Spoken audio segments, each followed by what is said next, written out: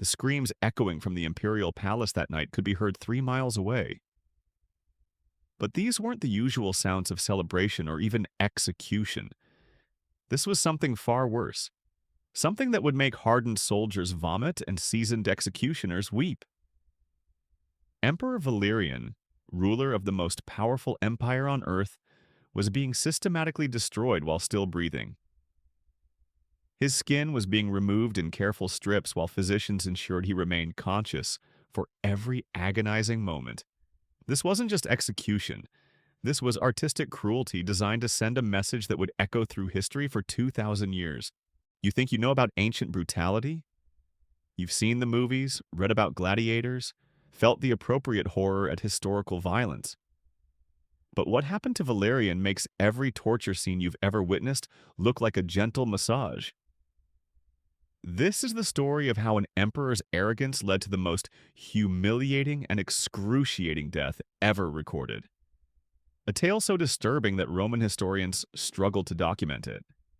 So shocking that modern textbooks skip over it entirely. Before we dive into this nightmare, I invite you to subscribe to the channel. It's the surest way to join us for every future exploration into history's darkest corners. What I'm about to reveal isn't taught in any classroom because, frankly, it's too horrifying to comprehend.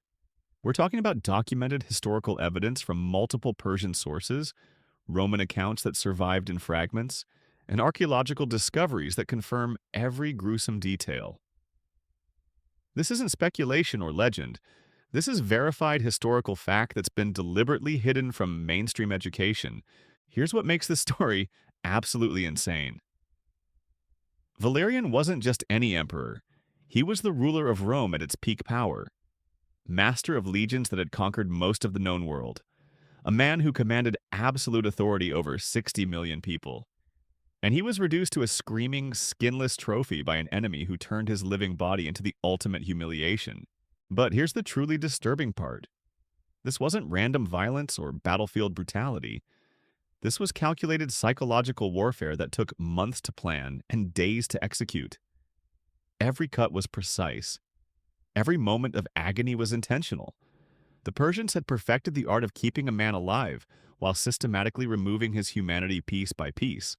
The year was 260 CE, and Rome was facing its greatest crisis. But nobody, not even the most paranoid senator, could have predicted that their emperor would end up as a living carpet in a Persian throne room. How did the most powerful man in the world become the most tortured victim in history? To understand that, we need to go back to where it all began. To a decision so catastrophically stupid that it doomed not just Valerian, but changed the course of civilization itself. The morning Emperor Valerian decided to personally lead his army into Persian territory. He sealed his fate in ways that would make modern strategic planners weep. This wasn't just military miscalculation. This was cosmic-level arrogance meeting reality in the most brutal way imaginable. Picture this scene from the imperial war room in Antioch. Roman generals spread maps across marble tables while scribes record every decision. Valerian, 60 years old and emperor for 7 years, stands over battle plans that represent months of preparation. But here's what those maps couldn't show. They couldn't reveal the trap that was being prepared specifically for him. The Persian king Shapur had been watching Roman movements for over a year. He'd studied Valerian's tactics, analyzed his weaknesses, identified his psychological blind spots. This wasn't going to be a battle, it was going to be an elaborate kidnapping, with an army as bait. The intelligence networks that Shapur had cultivated within Roman ranks fed him information about Valerian's exact movements, his security protocols, even his daily routines. By the time the Roman army crossed into Persian territory, they were walking into a carefully orchestrated nightmare. But Valerian had reasons for his confidence that seemed logical at the time. The Roman military machine was the most sophisticated fighting force in human history. His legions had crushed Germanic tribes, subdued rebellions, conquered territories from Britain to Egypt.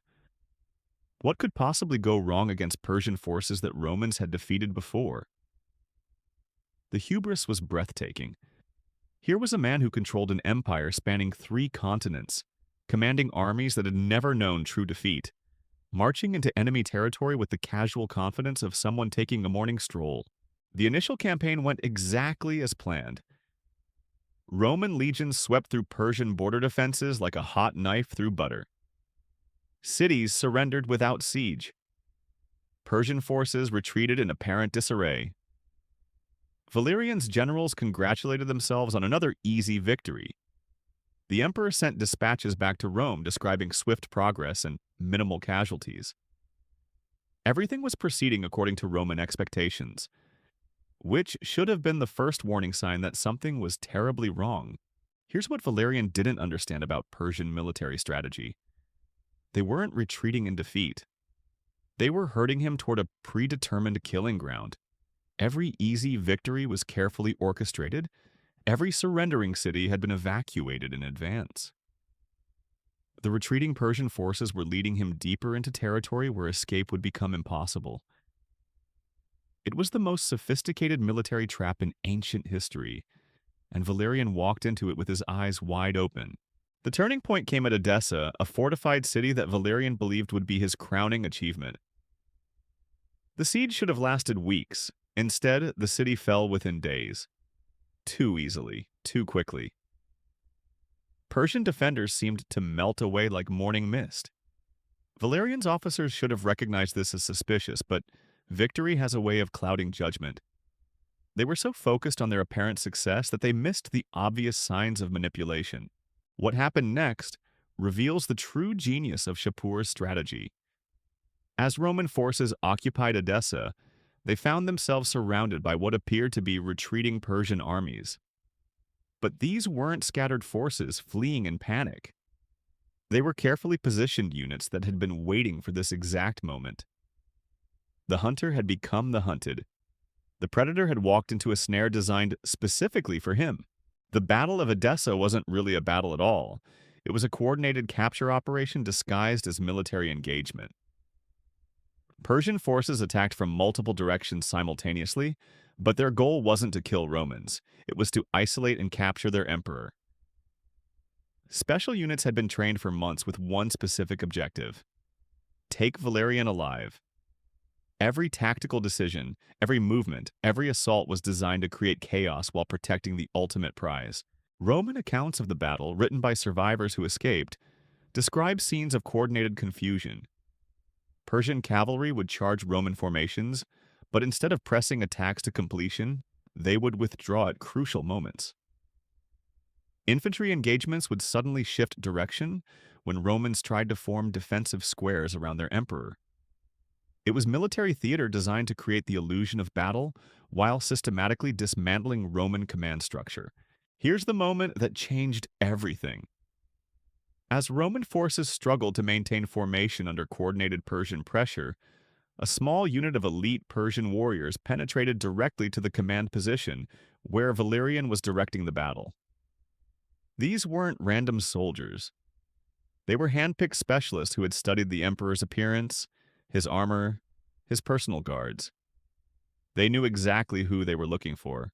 The capture itself lasted less than 10 minutes. Valerian's bodyguards, the finest warriors in the Roman military, found themselves overwhelmed by attackers who seemed to anticipate their every move. Persian fighters used specialized weapons designed to incapacitate rather than kill. Nets, weighted clubs, restraining devices that modern riot police would recognize. This wasn't combat. It was professional kidnapping executed with military precision. When the dust settled, Emperor Valerian found himself bound in chains specifically forged for his capture.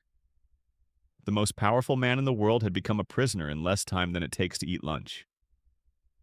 But this was just the beginning of his nightmare, because Shapur hadn't gone to all this trouble just to hold a Roman emperor for ransom. He had much more creative plans for his prize. The psychological impact on the remaining Roman forces was instantaneous and catastrophic. Soldiers who had conquered half the world found themselves leaderless in enemy territory. Some units attempted rescue operations. Others tried to fight their way back to Roman lines. Most simply scattered like leaves in a hurricane. An army that had marched into Persia as conquerors fled as refugees. But for Valerian, The real horror was just beginning, and because what Shapur had planned for him would make the capture look like a gentle embrace. The Persian king had spent years developing new methods of prolonged torture specifically for this moment. He wanted to create something so memorable, so utterly devastating, that it would haunt Roman nightmares for generations. The journey to Shapur's capital became Valerian's introduction to his new reality. He was transported in a specially constructed cage that allowed crowds to see the captured Roman emperor. At every stop, Persian citizens gathered to witness the spectacle of their greatest enemy reduced to a caged animal. The psychological warfare was exquisite in its cruelty. Every humiliation was calculated to break his spirit before the physical torture even began. During the transport, Valerian was forced to perform degrading tasks for the entertainment of his captors. Roman sources, written by prisoners who were later released, describe scenes that would make modern war crimes tribunals weep. The Emperor of Rome was made to act as a human footstool for Shapur to mount his horse. He was dressed in purple robes, not as honor, but as mockery of his former imperial status. But these humiliations were just appetizers for the main course of suffering that awaited him. Because Shapur had commissioned artists, physicians, and torture specialists to create something unprecedented in human history. A method of execution so elaborate, so prolonged, so artistically cruel that it would become the gold standard for imperial revenge. As Valerian's cage rolled through Persian cities toward his final destination, he had no idea that craftsmen were already preparing the tools that would transform him from living emperor to decorative art piece. The process they had developed would take days to complete and months to perfect. But the result would be a monument to Persian creativity that Roman historians would struggle to describe without vomiting. The palace at Ctesiphon, where Valerian would meet his fate, wasn't just a royal residence. It was a monument to Persian power designed to intimidate foreign dignitaries and crush the spirits of enemies. But even the architects who built its torture chambers couldn't have imagined the masterpiece of suffering that was about to unfold within its walls. When Shapur's artisans received their commission to create the ultimate humiliation for a Roman emperor, they approached it with the same meticulous attention to detail that other craftsmen might apply to creating jewelry or fine pottery. The preparation phase lasted 3 months while Valerian languished in specially designed quarters that were part prison cell, part exhibition space. Persian nobles would visit daily to observe the captive emperor like visitors to a zoo. They would comment on his deteriorating condition, make suggestions for his ultimate fate, place bets on how long he might survive various proposed tortures. Valerian was forced to listen to these discussions while understanding that each conversation brought him closer to unimaginable agony. Here's what most people don't realize about the psychological preparation that preceded the physical torture.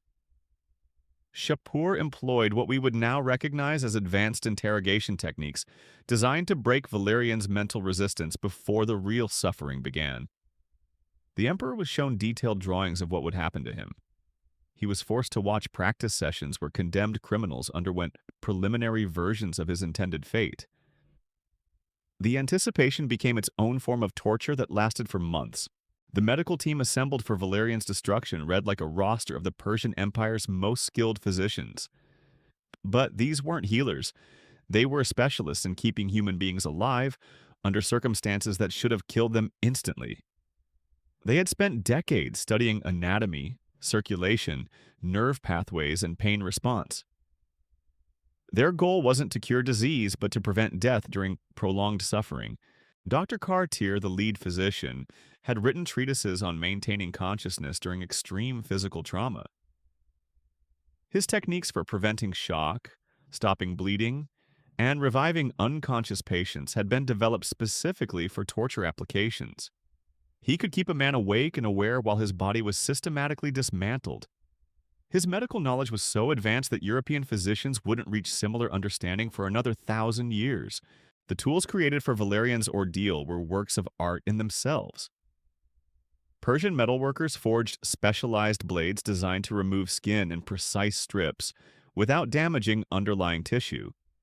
Each knife was balanced perfectly for maximum control and minimum accidental damage. The handles were carved with religious symbols, transforming instruments of torture into sacred implements of divine justice. But the blades were just the beginning. Persian engineers constructed a framework that would hold Valerian in position while allowing complete access to every part of his body. This wasn't crude restraint. It was architectural precision, designed to present the human form like a canvas for artistic expression. The framework could be adjusted to expose different areas while maintaining blood flow and preventing unconsciousness. The preservation techniques developed for this specific project were revolutionary in their sophistication. Persian chemists had created solutions that would prevent infection, reduce bleeding, and maintain tissue viability during extended procedures. They had essentially solved the technical problem of keeping human skin alive after removal from the body. This wasn't just torture, it was biological engineering applied to suffering. When the day finally arrived for Valerian's transformation to begin, the ceremony was conducted with religious solemnity that made the horror even more profound. Persian priests blessed the instruments while chanting prayers that thanked their gods for delivering Rome's emperor into their hands. The torture chamber had been decorated with flowers and incense like a temple. This was sacred work that would honor their deities through artistic suffering.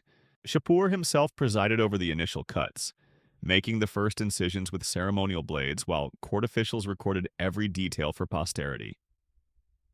The Persian king wanted future generations to understand exactly how Roman arrogance had been punished. He spoke to Valerian throughout the process, explaining each step, describing how the removed skin would be preserved and displayed.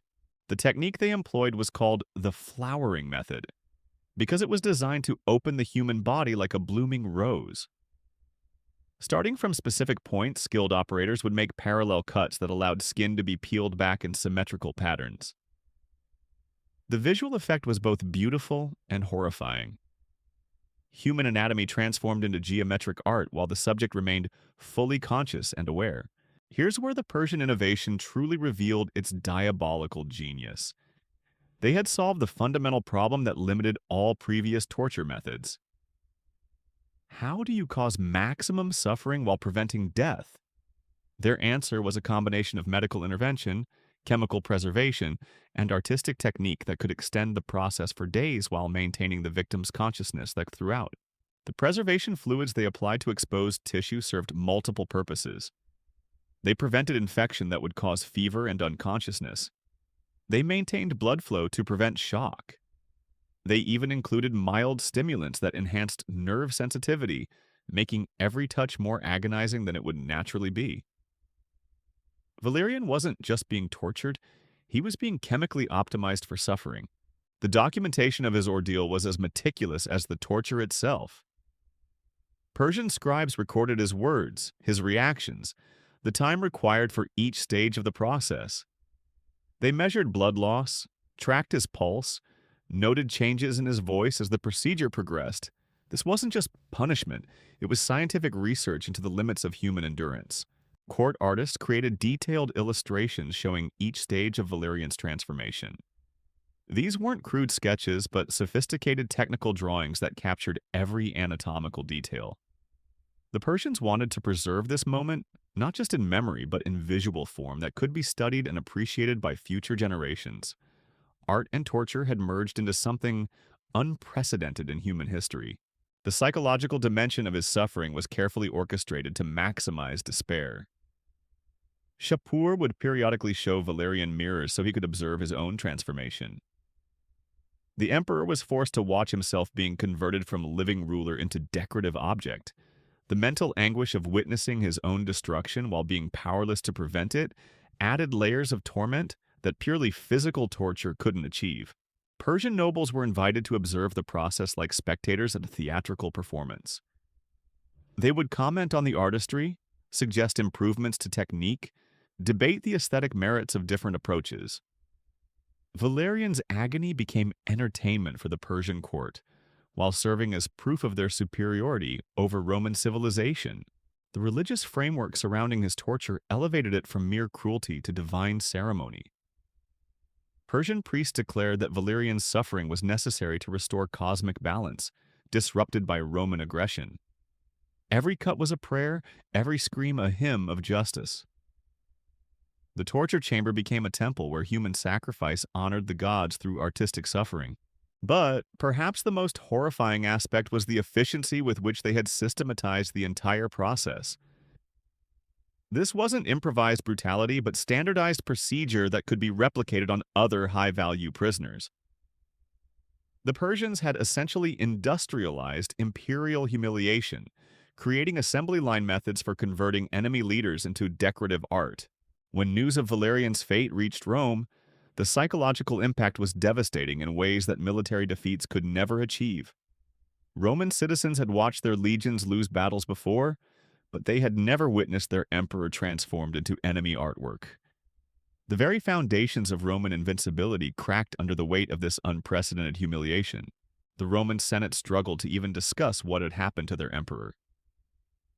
Senators who could calmly debate military casualties found themselves physically ill when attempting to address Valerian's fate.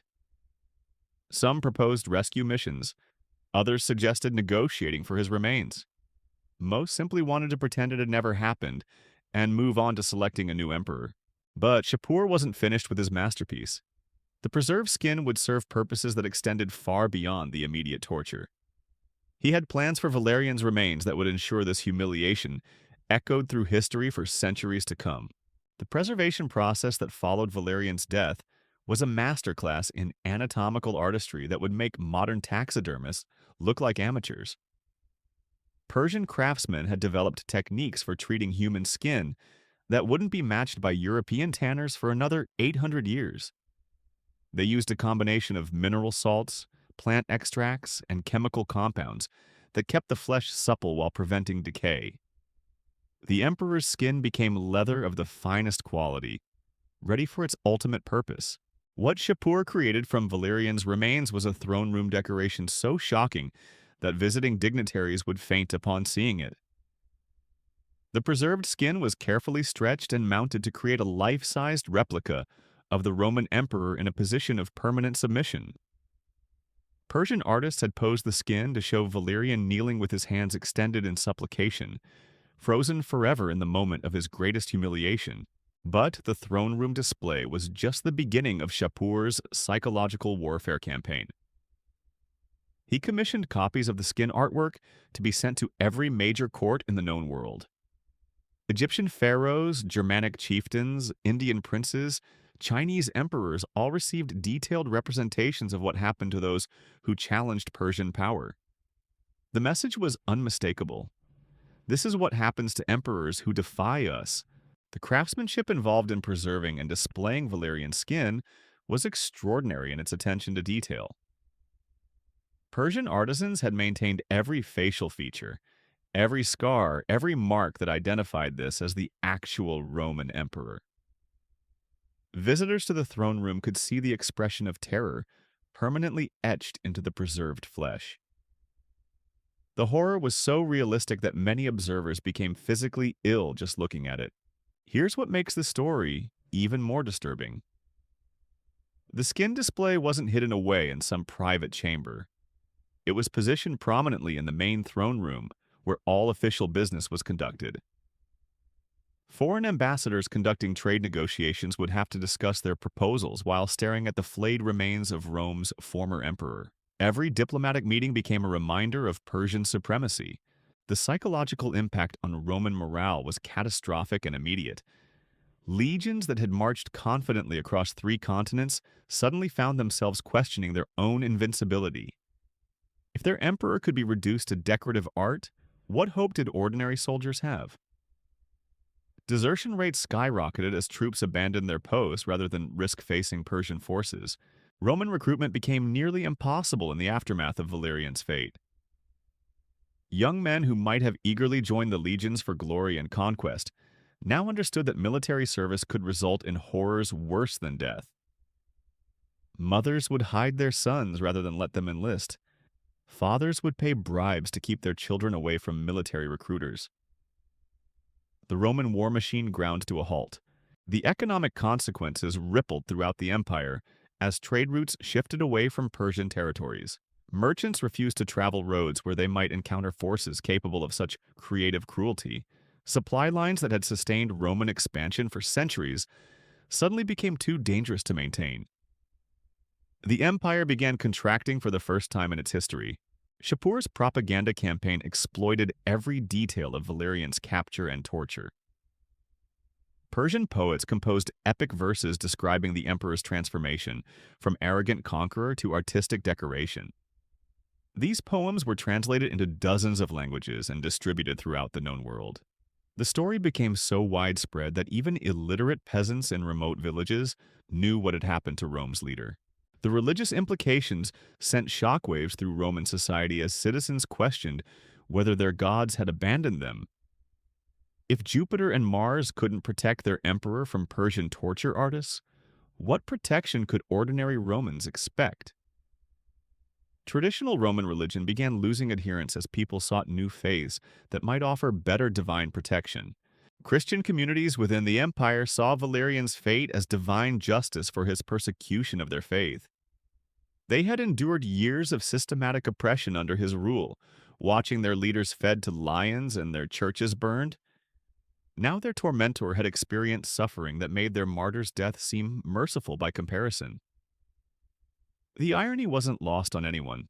The Senate's attempts to suppress news of Valerian's fate only made the story more compelling. Official Roman histories tried to claim he had died honorably in battle, but too many witnesses had seen him captured alive. The contradiction between official propaganda and observable reality destroyed trust in Roman institutions. Citizens began questioning everything their government told them. Persian intelligence networks exploited this credibility gap by spreading detailed accounts of exactly what had happened to Valerian. They ensured that every Roman citizen knew their emperor had spent days being systematically flayed while begging for mercy. The truth was so much worse than anything Roman censors could suppress that attempts at information control became counterproductive.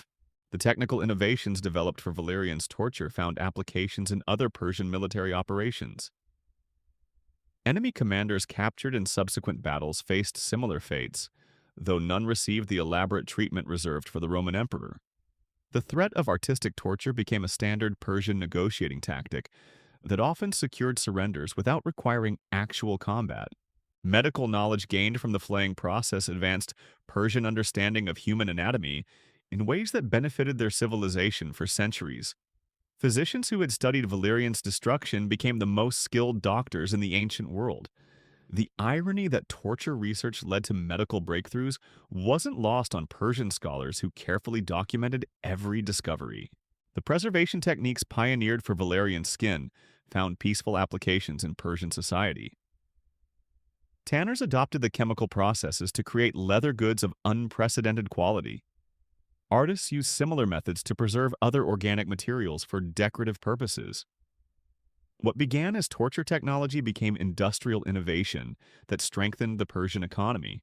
Diplomatic protocols throughout the ancient world changed in response to Valerian's fate. Ambassadors began demanding guarantees of safe passage that specifically prohibited artistic torture. Treaty negotiations included clauses defining acceptable treatment of captured leaders. The emperor's death literally rewrote international law regarding prisoner treatment. The psychological warfare value of Valerian's preserved skin extended far beyond its initial shock impact. Persian kings continued displaying it for over 2 centuries, using it to intimidate new generations of foreign visitors. Each successive ruler inherited this reminder of Persian creativity in dealing with enemies. The skin became a family heirloom passed down through royal dynasties. Roman attempts to recover Valerian's remains became legendary quests that inspired poets and storytellers for generations. Heroes volunteered for suicide missions to retrieve their emperor's skin from the Persian throne room. These rescue attempts always failed, but they created mythological narratives that helped Romans process their collective trauma through storytelling. The artistic community throughout the ancient world struggled to depict Valerian's fate in ways that honored the horror without creating obscene entertainment. Sculptors found that realistic representations were too disturbing for public display. Painters discovered that accurate colors made viewers physically ill. The emperor's death pushed artistic expression to limits that revealed the boundaries of human aesthetic tolerance. Persian court records preserve detailed accounts of foreign dignitaries' reactions to viewing Valerian's skin. Egyptian ambassadors reportedly vomited during their first audience. Germanic chieftains fled the throne room without completing their diplomatic missions. Chinese representatives requested that future meetings be held in different chambers. The skin became a diplomatic weapon more effective than any army. The medical techniques used to preserve Valerian alive during his torture influenced Persian military medicine in ways that saved thousands of lives. Field surgeons learned to treat massive trauma while maintaining patient consciousness. These skills proved invaluable in treating wounded soldiers who might otherwise have died from shock. Torture research accidentally advanced battlefield medicine. Roman military tactics changed fundamentally after Valerian's capture, as commanders became obsessed with preventing similar fates for themselves. Battle formations prioritized leader protection over offensive capability. Generals began wearing disguises to avoid being identified by enemy forces. The emperor's death created paranoia that weakened Roman military effectiveness for decades. The Persian intelligence operation that enabled Valerian's capture became a template for future covert operations throughout the ancient world. Spies studied the methods used to infiltrate Roman ranks and gather intelligence about imperial movements. The successful kidnapping of an emperor proved that no leader was beyond reach of sufficiently motivated enemies. Economic analysis of the Persian campaign reveals that Valerian's capture was worth more than any territorial conquest could have achieved. The psychological value of displaying a flayed Roman emperor exceeded the wealth of entire provinces. Shapur had discovered that symbolic victories could be more valuable than material gains. The religious ceremonies surrounding Valerian's torture established precedents for sacred violence that influenced Persian culture for centuries. Priests developed liturgies that incorporated artistic suffering as a form of divine worship. The emperor's death became a holy day that commemorated the triumph of Persian gods over Roman arrogance. But the most chilling aspect of Valerian's fate wasn't the physical torture or even the artistic preservation. It was the calculated efficiency with which the Persians had planned and executed every detail. This wasn't passionate revenge or battlefield brutality. It was industrial-scale humiliation designed with the precision of a master craftsman. The technical manuals created to document Valerian's flaying were preserved in Persian archives for centuries. Future torturers could study detailed instructions for replicating the process on other high-value prisoners. The emperor's death became a textbook that taught artistic cruelty to generations of Persian interrogators. The documentation of torture techniques wasn't just academic exercise. Persian military colleges incorporated Valerian's case study into their standard curriculum for officer training. Future commanders learned to view enemy leaders not as military opponents but as potential art projects. The emperor's suffering became educational material that shaped Persian strategic thinking for generations. Archaeological evidence from Persian excavations reveals the scope of preparation that preceded Valerian's capture. Workshops near Ctesiphon contained specialized tools, chemical vats, and preservation equipment that had been constructed months before the emperor ever crossed into Persian territory. This wasn't opportunistic cruelty. It was premeditated industrial torture planned with the efficiency of a military campaign. The Persian textile industry benefited unexpectedly from innovations developed during Valerian's preservation. Leather workers discovered that the chemical processes used on human skin created superior quality materials for armor and luxury goods. Tanning methods pioneered for torture applications revolutionized Persian manufacturing capabilities. The emperor's death accidentally launched technological advances that strengthened their economy. Roman survivors who witnessed Valerian's initial flaying provided testimonies that Persian interrogators used to refine their techniques. These accounts revealed which methods caused maximum psychological trauma versus physical damage. Persian torturers studied Roman reactions like scientists analyzing experimental data. Every scream was documented, every plea recorded for future reference. The sound engineering within the Persian torture chambers demonstrated sophisticated understanding of psychological warfare. Architects had designed the spaces to amplify certain frequencies while dampening others. Valerian's screams were acoustically enhanced to create maximum terror in nearby prisoners, while preventing the sounds from reaching areas where they might disturb official business. Persian poets who composed verses about Valerian's fate weren't just creating propaganda, they were developing new literary forms that combined artistic description with technical documentation. These hybrid poems served multiple purposes, entertaining audiences while preserving detailed accounts of torture methodology. Literature became a vehicle for transmitting specialized knowledge across generations. The chemical preservation fluids developed for Valerian skin required ingredients sourced from across the Persian Empire. Trade networks that supplied exotic minerals and plant extracts for torture applications strengthened commercial relationships with distant provinces. The emperor's death inadvertently boosted internal Persian commerce while demonstrating the empire's logistical sophistication. Medical colleges throughout Persia requested copies of anatomical drawings created during Valerian's flaying. These illustrations provided unprecedented detail about human musculature, nerve pathways, and circulation systems. Torture documentation accidentally advanced scientific understanding in ways that benefited Persian medicine for centuries. The emperor's suffering became involuntary contribution to medical knowledge. Roman military engineers attempted to develop countermeasures against Persian capture techniques based on intelligence gathered about Valerian's fate. They created new armor designs intended to prevent the precise cutting required for artistic flaying. These innovations improved Roman defensive capabilities even as they reflected the psychological trauma of their emperor's death. The Persian royal court established formal protocols for displaying Valerian's preserved skin to maximize diplomatic impact. Different lighting arrangements highlighted specific aspects of the artwork depending on which foreign delegations were visiting. The emperor's remains became theatrical props in carefully choreographed performances, designed to intimidate specific audiences. Intelligence reports from Persian spies embedded in Roman territories revealed the devastating morale impact of Valerian's fate on civilian populations. Roman citizens began abandoning frontier settlements rather than risk capture by forces capable of such creative brutality. The emperor's death triggered voluntary depopulation of border regions without requiring actual Persian military action. The artistic community within the Persian Empire produced thousands of derivative works inspired by Valerian's transformation. Sculptors created miniature replicas of the flaying process. Painters depicted idealized versions of the torture chambers. Jewelry makers crafted ornaments representing tools used in the emperor's destruction. An entire aesthetic movement emerged from his suffering. Persian military historians analyzed Valerian's capture to identify tactical innovations that could be applied to future operations. They studied how psychological warfare had been more effective than traditional battlefield strategies. The emperor's kidnapping became a case study taught in Persian war colleges for centuries. Academic analysis transformed personal tragedy into institutional knowledge.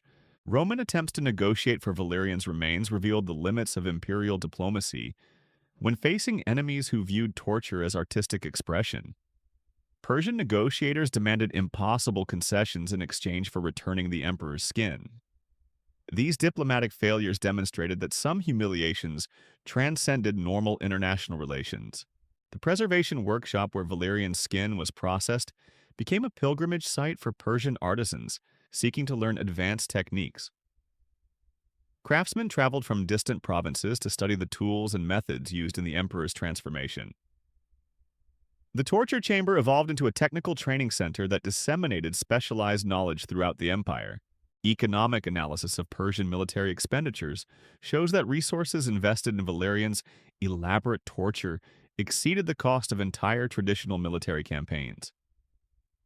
The emperor's destruction required months of planning, specialized personnel, exotic materials, and custom equipment.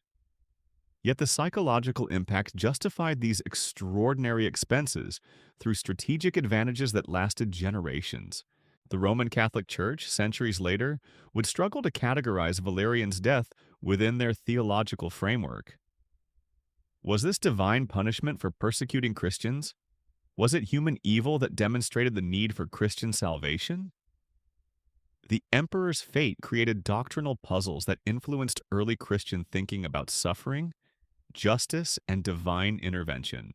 Persian royal records preserve detailed cost accounting for every aspect of Valerian's torture and preservation. These financial documents reveal the systematic approach to budgeting artistic cruelty.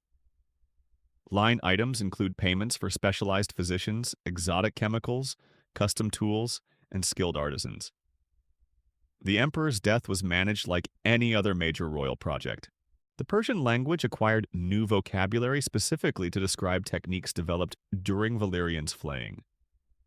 Words created to discuss precision cutting, chemical preservation, and anatomical display entered common usage throughout the empire.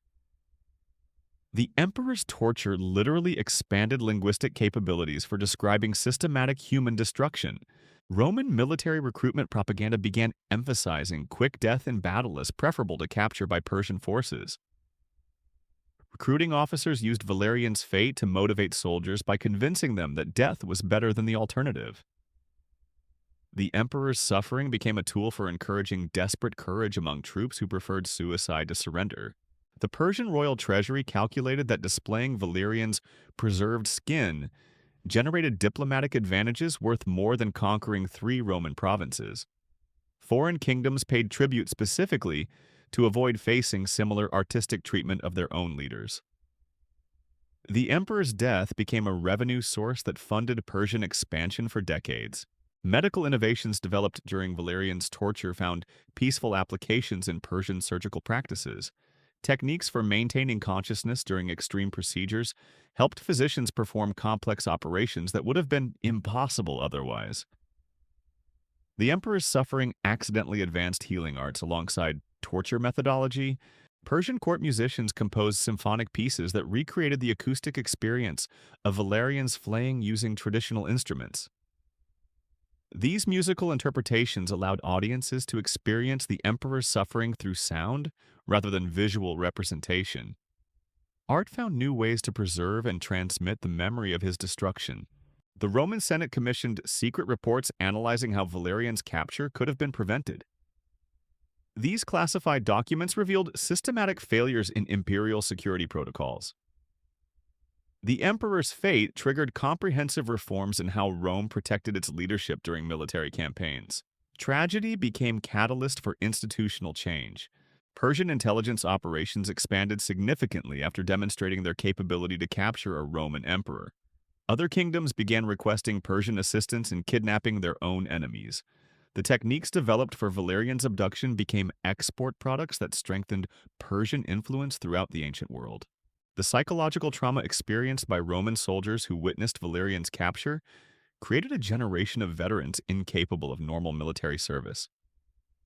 These men spread first-hand accounts of their emperor's fate throughout Roman territories. Personal testimony proved more damaging to Roman morale than any propaganda campaign could have achieved. Persian artisans developed standardized procedures for preserving human skin based on methods perfected during Valerian's transformation. These technical manuals enabled local officials throughout the empire to create their own displays using captured enemies. The emperor's death became a template for systematic artistic torture, implemented across Persian territories. The Roman Empire's response to Valerian's fate revealed fundamental weaknesses in their crisis management capabilities. Government officials struggled to develop coherent explanations for how their most powerful leader had been reduced to decorative art. The emperor's death exposed institutional vulnerabilities that enemies could exploit in future conflicts. Persian military doctrine evolved to incorporate artistic torture as a standard component of psychological warfare. Future campaigns included specialized units trained in capture and preservation techniques. The emperor's fate demonstrated that psychological victories could be more valuable than territorial conquests, fundamentally changing how Persians approached warfare. The legacy of Valerian's death extended far beyond the immediate political consequences. His fate established precedents for treating captured leaders that influenced international relations for centuries. The emperor's suffering became a benchmark for measuring the creative cruelty of subsequent torturers throughout history. Archaeological excavations at Ctesiphon continue revealing artifacts related to Valerian's torture and preservation. Recent discoveries include chemical residues, tool fragments, and architectural details that confirm historical accounts of his fate. Physical evidence validates the most disturbing aspects of ancient testimonies about the emperor's destruction. The Persian achievement in capturing and artistically torturing a Roman emperor represented the pinnacle of ancient psychological warfare. No subsequent civilization matched their combination of military precision, medical knowledge, and artistic vision in destroying enemy leadership. Valerian's fate remained unequaled in its systematic creativity until modern technological advances enabled new forms of sophisticated cruelty. But even as Persian artisans put the finishing touches on their masterpiece of preserved imperial flesh, events were already in motion that would determine whether this unprecedented humiliation would break Roman civilization or forge it into something harder and more dangerous than ever before.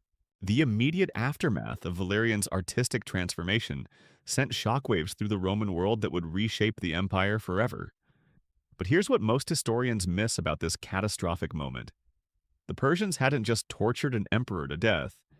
They had accidentally created the psychological conditions that would forge Rome into its most ruthless and efficient form.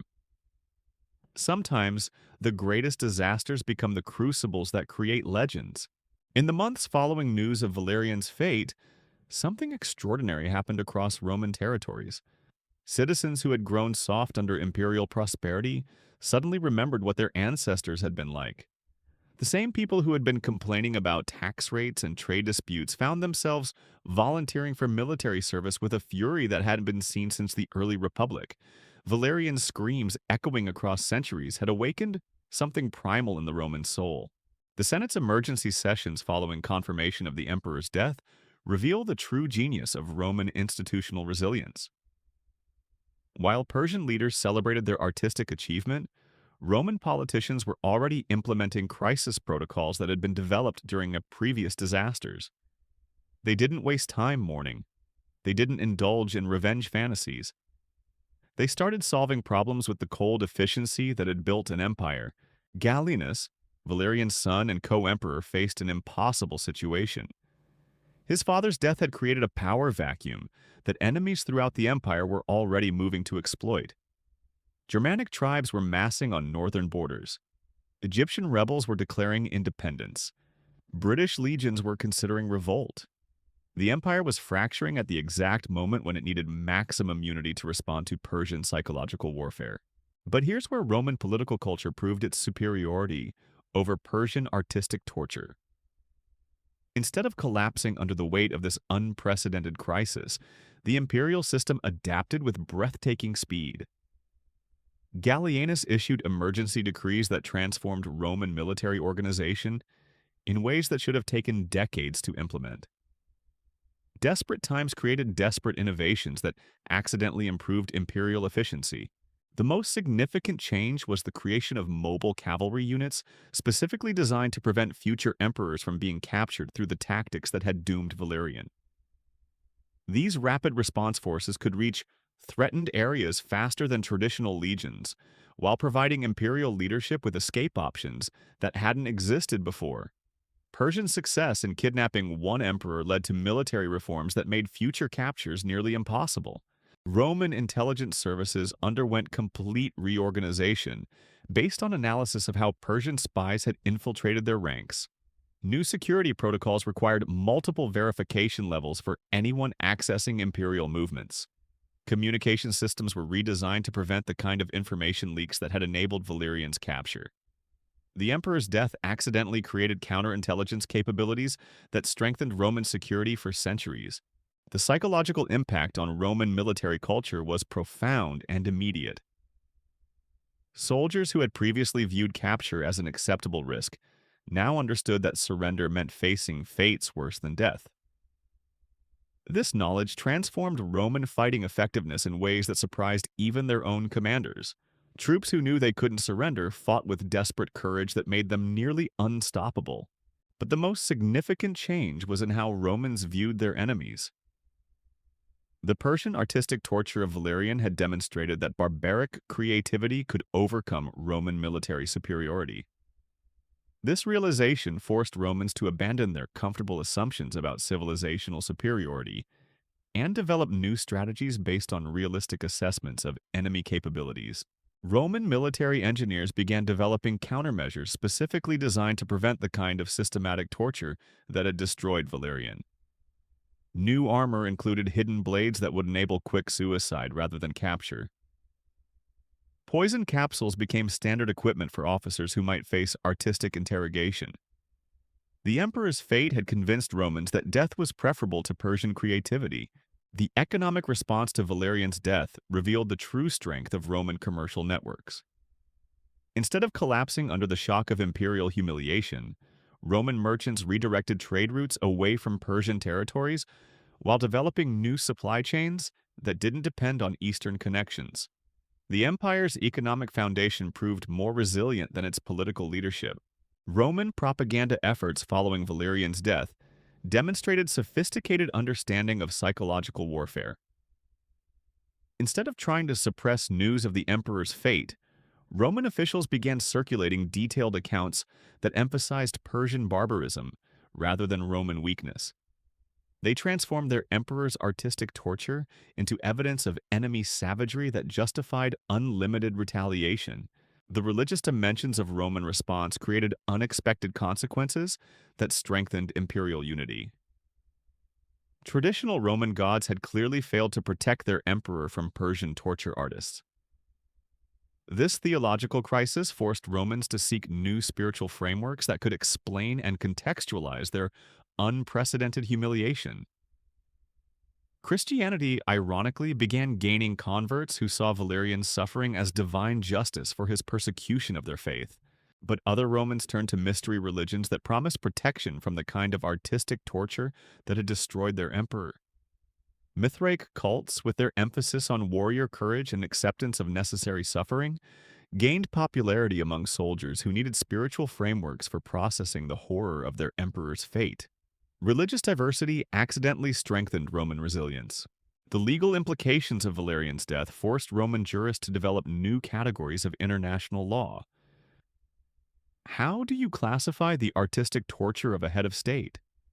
What diplomatic protocols apply when an emperor becomes decorative art?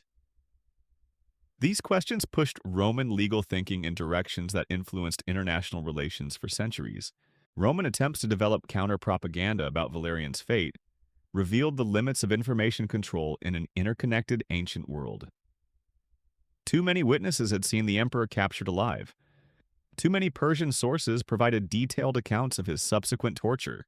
Roman officials discovered that credible denial was impossible when dealing with artistic atrocities that their enemies wanted to publicize. The military innovations inspired by preventing future Valerians included new officer training programs that emphasized escape and evasion techniques. Roman commanders learned to fight while constantly planning their own potential capture scenarios. This defensive mindset actually improved tactical flexibility by forcing leaders to maintain multiple contingency plans during every engagement. Persian attempts to replicate their success with Valerian revealed the unique circumstances that had enabled their original achievement. Subsequent Roman emperors traveled with enhanced security protocols that made capture nearly impossible. The artistic torture techniques that had worked once became obsolete as Romans adapted their procedures to prevent similar disasters. The cultural impact of Valerian's fate extended far beyond military and political changes. Roman artists began creating works that depicted their emperor's suffering in ways that honored his sacrifice while condemning Persian barbarism. These artistic responses transformed personal tragedy into cultural memory that strengthened Roman identity for generations. Roman historians struggled to document Valerian's death in ways that preserved accurate records while maintaining imperial dignity. Their solution was to create detailed but clinical accounts that emphasized the unprecedented nature of Persian cruelty rather than a Roman failure. Historical writing became a tool for processing collective trauma while maintaining institutional credibility. The educational implications of Valerian's fate influenced Roman approaches to training future leaders. Imperial academies began including courses on capture, resistance, and psychological warfare. Young Romans learned about their emperor's death as object lessons in the consequences of underestimating enemy creativity. Tragedy became curriculum that prepared new generations for realistic threats. But perhaps the most significant long-term consequence was how Valerian's artistic torture changed Roman attitudes toward mercy and prisoner treatment. If enemies were capable of transforming emperors into decorative art, then traditional concepts of honorable warfare no longer applied. Romans began developing their own innovative approaches to prisoner interrogation that would make Persian techniques seem almost gentle by comparison. The Persian achievement in capturing and artistically torturing Valerian had been intended to break Roman morale and demonstrate Persian superiority. But the actual result was to transform Roman civilization into something harder, more ruthless, and more strategically sophisticated than it had been before. The emperor's screams had awakened a sleeping giant that would eventually crush the very people who had tortured him. The irony was exquisite. Shapur's masterpiece of artistic cruelty had accidentally created the conditions that would lead to Persian defeat. By showing Romans exactly what their enemies were capable of, the artistic torture of Valerian had motivated imperial reforms that made Rome stronger rather than weaker. The preserved skin in the Persian throne room had become a monument to strategic miscalculation rather than lasting victory. As Persian courtiers continued to admire their artistic achievement, Roman engineers were already designing the siege equipment that would eventually breach Persian walls. As Persian poets composed verses celebrating their creative triumph, Roman generals were developing tactical innovations that would make future Persian victories impossible. The emperor's preserved flesh had become the seed of Persian destruction. The ultimate legacy of Valerian's fate wasn't the momentary humiliation of Roman power, or the temporary triumph of Persian creativity. It was the demonstration that civilizations could survive even the most devastating psychological warfare if they possessed institutional resilience and adaptive capacity. Rome had bent under the weight of unprecedented horror, but it had not broken. Instead, it had been tempered into something stronger. When Roman legions finally returned to Persian territories decades later, they carried with them the memory of their emperor's artistic torture. Every siege, every battle, every act of retaliation was conducted by soldiers who understood exactly what their enemies were capable of doing to captured leaders. The knowledge of Valerian's fate had transformed Roman military culture in ways that made them implacable in their pursuit of vengeance. The Persian throne room, where Valerian's preserved skin continued to greet diplomatic visitors, became a monument to the law of unintended consequences. What Shapur had created as the ultimate demonstration of Persian superiority had accidentally become the catalyst for Roman transformation. The artistic torture that was meant to break an empire had instead forged it into an instrument of inevitable revenge. And so the screams that had echoed from the Persian torture chambers that terrible night in 260 CE continue to reverberate through history, not as the death cry of Roman power, but as the birth cry of something far more dangerous. Emperor Valerian had died the most agonizing death ever recorded, but his artistic torture had accidentally ensured that Persian civilization would eventually face consequences that would make his suffering seem merciful by comparison. The true horror of Valerian's fate wasn't the flaying itself, or even the artistic preservation of his skin. It was the realization that human creativity could be applied to suffering with the same precision that other civilizations applied to architecture or poetry. The Persians had proven that torture could be elevated to the level of high art, but in doing so, they had taught their enemies lessons that would ultimately destroy them. This is how an emperor's scream became an empire's war cry. This is how artistic torture became the catalyst for strategic transformation. This is how the most humiliating death in recorded history accidentally created the conditions for the most complete revenge in ancient warfare.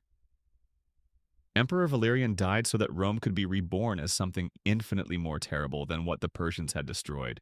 The preserved skin in Shapur's throne room had become a mirror that showed civilizations their own capacity for creative destruction. Rome looked into that mirror and saw not weakness, but possibility. They learned from Persian innovation and exceeded it. They studied artistic torture and perfected it. They transformed humiliation into motivation and defeat into the foundation for ultimate victory.